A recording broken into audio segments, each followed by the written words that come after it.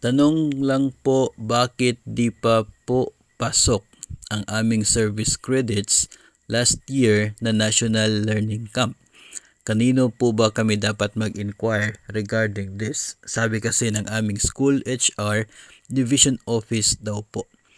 Ang pag-credit ng inyo pong mga naipon na service credits galing po sa National Learning Camp noong last year ay ipaprocess po yun, no? And depende po kasi kung anong office dyan sa inyo ang in charge doon po sa pag-credit ng service credits na yan. Kung sinabi po ng inyong school HR na sa division office, then doon po sa kanila mag-follow up. No? Kasi nga sila yung in charge dyan, sila po yung nag-process para maging available sa account ninyo yung service credits na yan, mai-record po. Posible kasing magkaiba, no, sa iba't ibang division.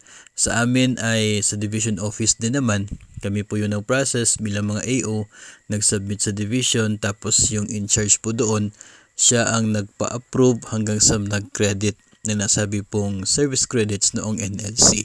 So, alamin po ninyo dyan po sa inyong division kung saan po, no, na opisina yan. Then you can ask some assistance from your assigned na AO2 kaya ay sa school HR po ninyo para ma-follow up kasi mag-isang taon na po, no?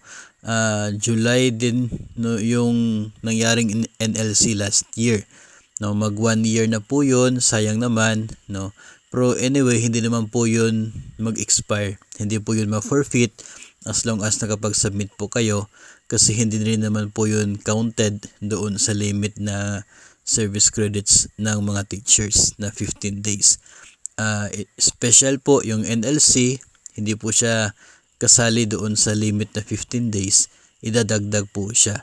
So, alamin nyo lamang po, no, yung concerned office at makipag-ugnayan po sa inyo pong assigned na AO2 para ma-follow up po and hopefully ay matanggap din po ninyo kasi almost 1 year na po, no, mula po noong pinagtrabahuan ninyo yung service credits na yan by serving the National Learning Camp.